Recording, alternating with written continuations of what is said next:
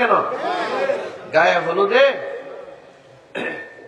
স্বামীর বাড়ি থেকে অর্থাৎ জামাইয়ের বাড়ি থেকে সমানে বেগানা লোকজন গেছে, আনন্দ উল্লাস ডেস্ক বাজতেছে, বিয়া, এটার নাম বুঝি বিয়া? শয়তানের দলেরা করছে কি? কথা বলেন না কেন? রাগ করতেছেন? বিয়ার আয়োজন করছে গায়ে হলুদ। আচ্ছা, যার জীবনে গায়ে হলুদের দিয়া, এই হারাম দিয়া যারা একটা ছেলে মেয়ের জীবন শুরু করলো, এর সন্তান কোনোদিন ভালো হওয়ার সম্ভাবনা নাই, হতে পারে না, ঠিক কিনা? আচ্ছা, একটা তেঁতুল গাছ লাগায়া, কি গাছ? আপনাদের নবাবগঞ্জে তেঁতুল গাছ আছে নাকি? তেঁতুল গাছ লাগায়া সারা পৃথিবীর সমস্ত হুজুরদেরকে এনে যদি দাওয়াত করে বলা হয়, হুজুর আপনারা একটু দোয়া করেন আল্লাহ যেন আমার এখানে আঙ্গুর ফল দেয়, লাগাইছে কি গাছ? হুজুরদেরকে দেওয়া দোয়া করায় কি? আর হুজুরে আল্লাহ আপনি বড় বড় আঙ্গুর দেন। আল্লাহ কয় তোর দুয়ার রাস্তা বন্ধ। এটা উঠে যাইব? এ ভাই, যাত্রার জন্য দোয়া করা যায়? এলাকার সুদখোর মসজিদে হুজুরে কালেকশন করতেছে, সুদ করে চান্স পাইছে বলে হুজুর আমি 20,000 টাকা দেব। হুজুরে কয় মারহাবা। ভাই সামনে আসেন, সামনে আসেন। ওই সুদখোরের পিছন থেকে ডাকে সামনে নিয়ে আসছে। পারে না হুজুর তার ইমামতির মুসল্লাটাও সাইডা দেয় তার জন্য। ইমামতি আজকে কর তুই, কথা বলেন না কেন? আচ্ছা, শুধু কি তাই?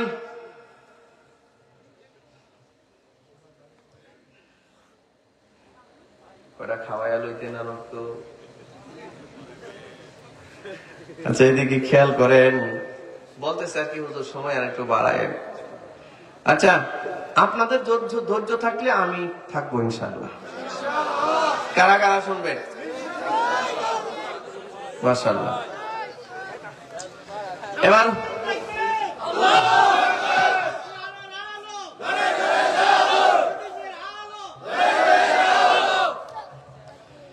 হুজুর দোয়া করতেছে, আল্লাহ সুদখোরের মারে জান্নাত দেন। একটা কয় আমিন।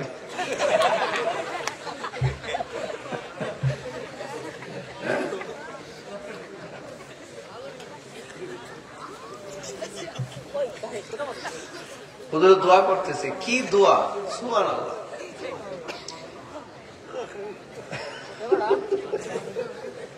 হুজুর কি আপনাদের ইমাম সাহেব? হুজুরে ধরেন না কিন্তু আপনারা। আমি কি বয়ান করবো, হুজুর কিন্তু কিছুই বলে নাই। অনেক জায়গায় দেখা যায় যে বক্তা বয়ান করে গেলে পরে ইমাম সাহেবের ইমামতি জায়গা, হুজুর এমন এটা বইলা দিছে। আল্লাহর কসম, হুজুর আমার কিচ্ছু বলে নাই, ইমাম কিচ্ছু বলে। আমার ভাইরা খেয়াল করেন, এখন হুজুর দোয়া করতেছে যে আল্লাহ সুদখোরের মার আপনি জান্নাত দেন। মাঝে মধ্যে দেখবেন কিছু মৌলবীর দোয়ার ঠেলায় মনে হয় যেন জান্নাত আল্লাহ এর জন্য বানায় রাখছে। এ মিয়া, যার তার জন্য দোয়া করা যায় না। একটা হারামখোরের জন্য এভাবে দোয়া করা যায় না। সুদখোরের সামাজিক ভাবে বয়কট করা দরকার। সুদখোর এই সমাজে চলার মানুষ নয়। সুদখোর আল্লাহর দুশমন, সুদখোর নবীর দুশমন, সুদখোর চতুষ্পদ জানোয়ার কুত্তা বিড়ালের দুশমন। রাস্তায় যদি কোনো কুত্তার সাক্ষাৎ হয় সুদখোরের সাথে, কুত্তা কয় আল্লাহ এরে না দেখায়, আর একটা কুত্তা দেখাই দেয়। কয়েকটা সুদখোরের নাম লেখা যদি কোনো অসুস্থ গরু ছাগলের গায়ে গলায় দিয়ে দেওয়া যায়, শরীরে পোকামাকড় যা আছে সব সালাম দিয়ে বিদায় নেবে, আমরা মেনে নেবে। কথা বলেন না কেন? আচ্ছা, একটা গরু ছাগলের গায়ের একটা পোকামাকড় সুদখোর এমন ঘৃণা করে, আর আপনি ডাইক্কা মসজিদের সামনে নিছেন না? যার টাকা দিয়ে মসজিদ বানাইতে কে বলছে আপনারে? হ্যাঁ, যারে তার জন্য এইভাবে দোয়া করতে কে বলছে?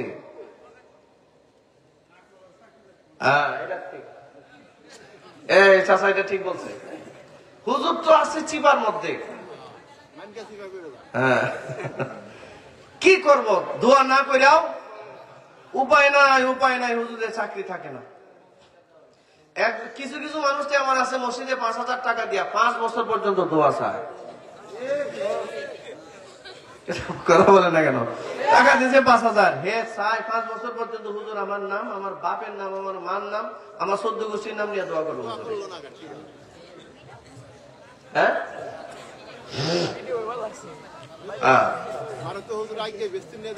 আল্লাহ আপনি আমাদেরকে বুঝ দিয়া দেন, সবাই বলে না আমিন। শুধু টাইম তো বাড়াইছেন, জীবনে আমার আর দাওয়াত দিতে দেয় না, জীবনে না। অসুবিধা নাই, অসুবিধা নাই, দাওয়াত না দিলেও সমস্যা নাই, বহু দাওয়াত ছিল। আল্লাহ আপনি আমাদেরকে বুঝ দিয়ে দেন, সবাই বলেন আমিন। ও বন্ধু, আমাদের সমাজের সুদখোররা সুদ খাওয়া হারাম, এটা আপনার আমার চেয়ে আরো বেশি জানে, ঠিক না? জোরে বলেন।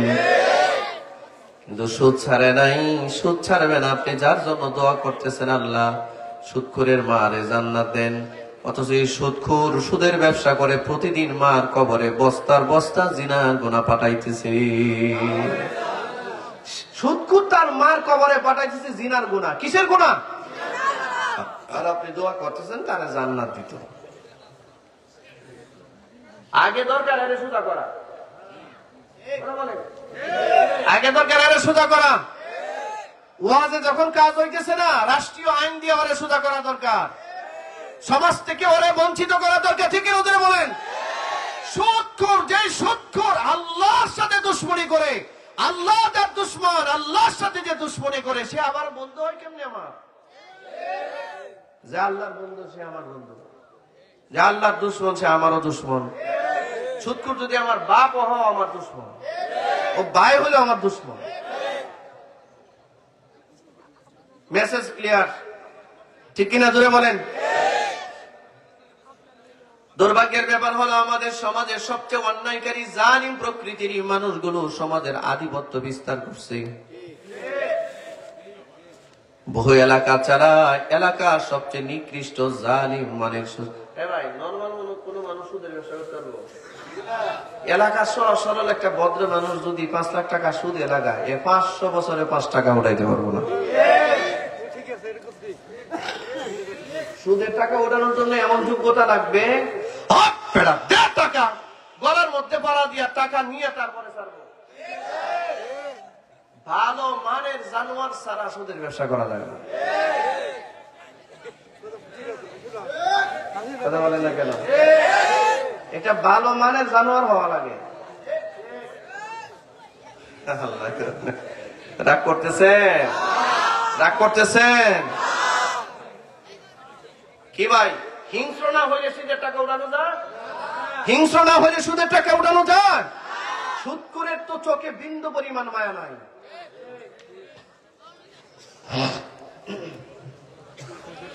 আল্লাহ আপনি মানুষগুলো কি বুঝ দিয়ে দেন, আল্লাহ হেদায়েত করে দেন, সবাই বলেন আমিন। ও আল্লাহর বান্দারা, সুদের টাকা কেন ইনকাম করতেছেন? কার জন্য ইনকাম করতেছেন? আপনি এই সম্পদের পাহাড় করে যাবেন, অথচ আপনার সন্তানাদি আপনার পাপের কোন বোঝা গ্রহণ করবে? পাপের বোঝা গ্রহণ করবে সন্তান? জীবনে নেবে না। তাহলে কেন আমার এটা দরকার? কি কারণে দরকার এটা? আল্লাহ আপনি আমাদেরকে বুঝ দিয়া দেন, আল্লাহ আপনি আমাদেরকে বুঝ দিয়া দেন, সবাই বলেন আমিন। হাদিস শরীফের মধ্যে আসছে, আপনারা ভুলে গেছেন মনে হয়, হাদিস শরীফের মধ্যে আসছে একজন মা বাচ্চা পেটে নিয়ে যা খায়, যা পড়ে, যা শুনে, যা বলে, যা দেখে, কথা কি শুনতেছেন? এটা হাদিস, হাদিস, হাদিস। রাসূল বললেন একটা বাচ্চা পেটে নিয়ে মা যে খাবার খায়, মা যেই দৃশ্য দেখে, মা কানে যা শুনে, মা মুখে যা বলে, এর সবকিছুর প্রতিক্রিয়া তার বাচ্চার উপরে পড়ে। কথাটা কি বুঝে আসছে? কথাটা কি বুঝে আসছে? তাহলে একটা বাচ্চা পেটে নিয়ে মার কি টেলিভিশন দেখবার কথা, সিনেমা দেখবার কথা, না আল্লাহর ইবাদত করার কথা? জোরে বলেন না কেন? যতক্ষণ পর্যন্ত আমাদের সমাজ ব্যবস্থায় যে মা গুলো বাচ্চা জন্ম দেয়, এই মা গুলো বাচ্চা বাচ্চা পেটে আসার এবং আগে পরে সব সময় এই বাচ্চাটাকে নিয়ে যদি আল্লাহর সামনে সারেন্ডার না করে, এর বাচ্চা জীবনেও নেককার হবে না, কোনোদিনও নেককার হবে না। হাদিসের মধ্যে আসছে ফেরেশতা আল্লাহকে বলে, আল্লাহ, অনেক লম্বা কথা, আমি সংক্ষেপে হাদিসটা শেষ করে দিই, শুনবেন? আল্লাহ, এই লোকটা খাবে কি, মানে ওর রিজিকটা কি কি খাবে? এবার আল্লাহ কি বলে শোনেন। আচ্ছা, এই ঘটনাটা যে ঘটতেছে, এই ঘটনাটা কতদিন বয়সে ঘটতেছে? 4 মাস বয়সে। অথচ একটা মা জানেও না এই মুহূর্তে তার কি করা উচিত।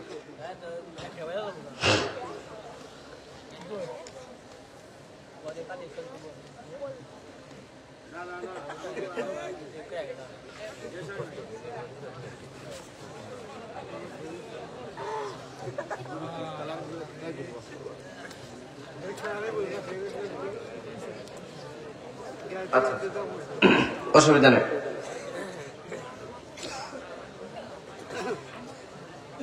পেটে ক্ষুধা বেশি লাগছে? আপনাদের সাথে তো আমার ক্ষুধা বেশি, আমি তো কিছুই খাই না। আচ্ছা, তাহলে আমি এটা শেষ করি অন্তত। হ্যাঁ,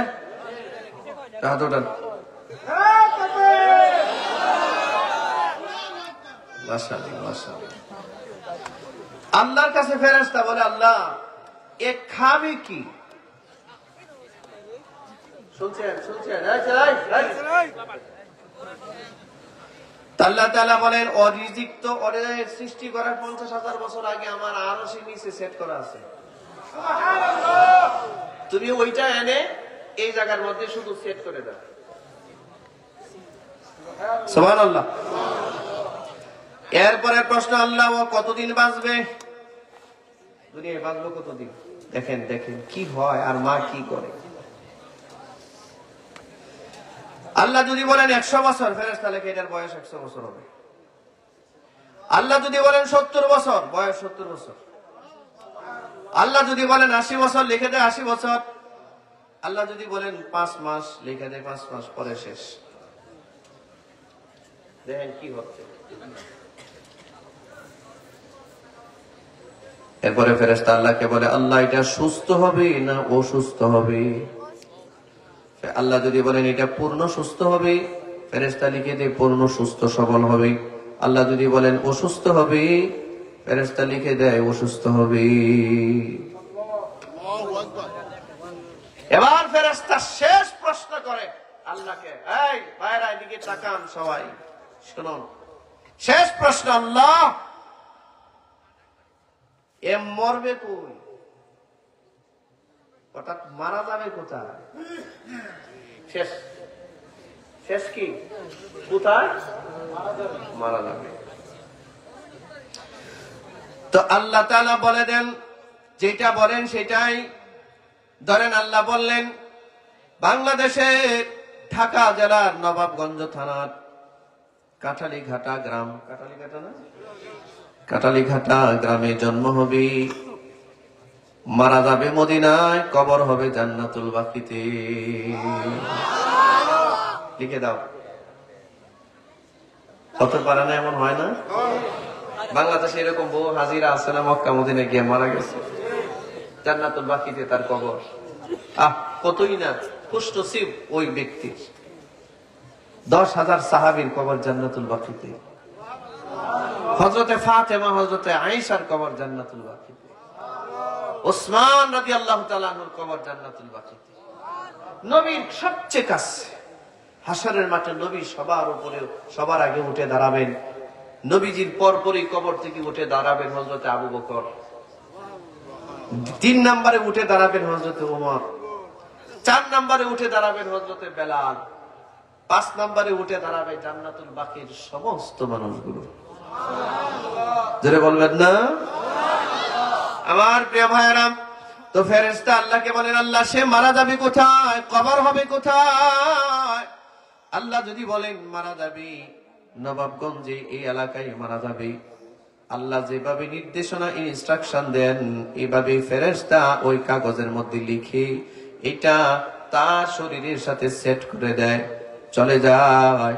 মোট কথা হলো, একজন মা নেক বাচ্চা যদি চায়, একজন বাবা যদি তার সন্তানটা নেককার চায়, বাচ্চা কখনো পেটে আসলে হারাম ইনকাম করা যাবে না, বাচ্চাকে পেটে নিয়ে কখনো হারাম কোন সিনেমা দেখা যাবে না।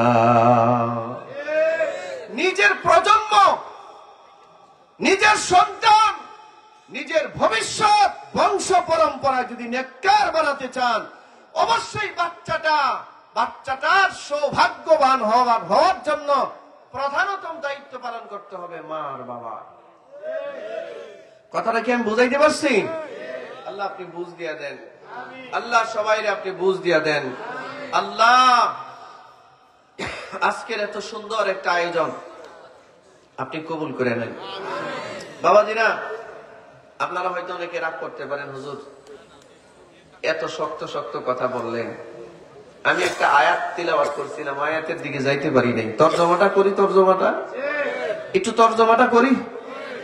আল্লাহ তাআলা বলেন সূরা নাহালের 90 নম্বর আয়াত। এটা কোন সূরা?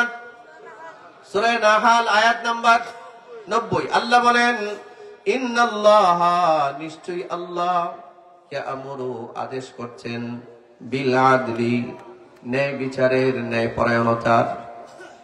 পরায়ণতার আদেশ করছেন আল্লাহ। 2 নাম্বার ওয়াল ইহসান, সদাচরণের আদেশ করছেন আল্লাহ। আপনারা বলেন, আল্লাহ যদি বান্দার প্রতি কোনো আদেশ নাজিল করেন, এই আদেশটা মানা বান্দার জন্য সুন্নত না ফরজ? আল্লাহ যদি বান্দার প্রতি কোনো আদেশ দেন, এই আদেশটা পালন করা বান্দার জন্য সুন্নত না ফরজ? আল্লাহ আদেশ করছেন। 1 নাম্বার আদেশ বিল আদল, আদল বলা হয় ন্যায় পরায়ণতাকে, ন্যায় বিচারকে। 2 নাম্বার ওয়াল ইহসান, সদাচরণ, একটু ভালো ব্যবহার। 3 নাম্বার ওয়া ইতাইদিল কুরবা, আত্মীয় স্বজনের হক আদায় করা, আত্মীয় স্বজনের সাথে সুসম্পর্ক বজায় রাখা। এই 3টা আদেশ করলেন। এরপরে 3টা নিষেধ করলেন। আল্লাহ বলেন ওয়ায়ানহা, এবং আল্লাহ তাআলা বলেন আমি তোমাদেরকে নিষেধ করছি আনিল ফাহশা, যত অশ্লীলতা আছে, যত রকমের অশ্লীলতা আছে, সব ধরনের বেহায়াপনা, অশ্লীলতা থেকে তোমরা দূরে থাকবে, এই ব্যাপারে তোমাদেরকে আমি আদেশ করছি। কোন বেহায়াপনার দিকে যাওয়া, বিয়ের নামে গায়ে হলুদের যে বেহায়াপনা, যে অশ্লীলতা, বিয়ের নামে একটা বিয়ে বাড়িতে 1 সপ্তাহ পর্যন্ত ডেস্ক বাজানো। আহারে, এমন ভাবে ডেস্ক বাজায় মাটি পর্যন্ত কাঁপতে থাকে। পাশেই তার বাপ মার কবর, দাদা দাদির কবর, বিয়ের ডেস্ক বাজানোর যন্ত্রণায় কবরের মাটি পর্যন্ত কাঁপতেছে। তিনি শুভ বিবাহ করতেছে। কি বিবাহ? এই বিবাহ থেকে খান্নাস তৈরি হবে নিশ্চিত। এই বিয়ে থেকে খান্নাস তৈরি হবে, খান্নাস। বাপ মানে ধরে পিটাবে, বাড়ি থেকে বের করবে। এটা আপনারা ঠিক বললেও ঠিক, না বললেও ঠিক, এইটাই ঠিক। আম গাছ লাগায় যেমন তেঁতুল গাছ লাগায় যেমন আম গাছের আম ফলের আয়োজন করা যায় না, আয় ভাই, তেঁতুল গাছ লাগায় যেমন আপনি আঙ্গুর ফলের আশা করতে পারেন না, আপনার জীবনের দাম্পত্য জীবনের শুরুই করবেন হারাম দিয়া, আর আপনি চাইবেন আমার গর্বে বাইজিদ মুস্তামি হয়ে যাক। আল্লাহ চাইব পিচ্ছি হান্না লইব তোর ঘরে কালা জাহাঙ্গীর হইব, তোর ঘরে মুরগি গভীর হইব, এরশা শিকদার হইব।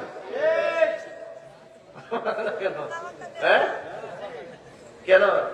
এটা আমরা নিজেরা অর্জন করছি। কথা বলেন, জোরে বলেন, ঠিক কিনা? দোয়া করে দরবেশ বাবা, আরে সুবহানাল্লাহ, দরবেশ বাবা রে, দরবেশ বাবা, ভালো কথা মনে করছে। এটা তো মানে দরবেশ বাবার এলাকায়। হ্যাঁ বাবা, সফা করে দেখেছি,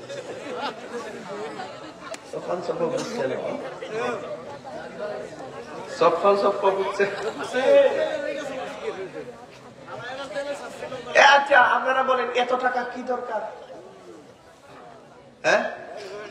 এই লোকটার এত টাকা, এই বেটা যদি আগামী আরো 500 বছরও বাঁচে, এ যত টাকা সম্পদ বানাইছে 500 না, আরো যদি 1000 বছরও বাঁচে, এই সম্পদ খেতে পারবে না, তার আরো দরকার। আহা, আল্লাহ আপনি আমাদেরকে বুঝ দিয়া দেন। আল্লাহ ভাই, আপনি কি এর কথা মনে করলেন? এমনি আমি সাকা দিতে চাই। ধরবেশ, এ দরবেশ না, ধরবেশ, ঠিক কিনা? পালানোর দৃশ্যটা দেখছি। আইন মন্ত্রী রে আনিসুল রে ধরছে, আনিসুল হকে কয় আমারে একলা নিবেন কেন?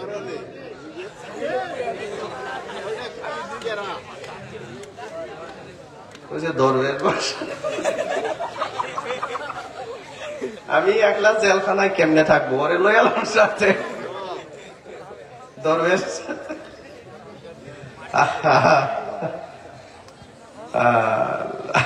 আল্লাহ আপনি বুঝতেন। আচ্ছা, আপনাদেরকে আর কি ওয়াজ করতাম? ওয়াজ তো সামনে ঘুরে খালি। এইরকম দরবেশ দেখার পরে কেউ যদি ওয়াজ মনে না করে, তার এই ওয়াজ তো বাইরে বোঝানো যাবে না। কথা বলেন না কেন? ক্ষমতা চিরদিন কারো হাতে থাকে না। পালাই না, পালাবো না, কি বলেন আপনারা? পালাই না, পালাবো না, পালাই কোন দিক দিয়ে গেছে আল্লাহ জানে। ঠাকুর গায়ের বাড়িতে গেছে, কথাবার্তা তাই মনে হয়। সার্চ করার দরকার ছিল, আমরা ফখরুল সাহেবের বাড়িটা সার্চ করার দরকার ছিল, ঠিক না? আল্লাহ এগুলো থেকে আমাদেরকে শিক্ষা নেওয়ার তৌফিক দেন। এগুলো থেকে কি শিক্ষা নেবেন? বেশি বেশি জুলুম করবেন? আরো দরকার, মারো, ধরো, জমি দখল করো, যা খুশি তা করো।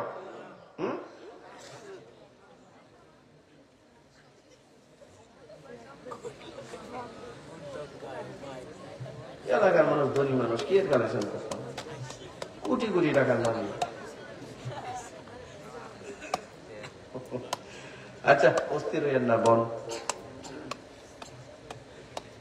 বাবাজি,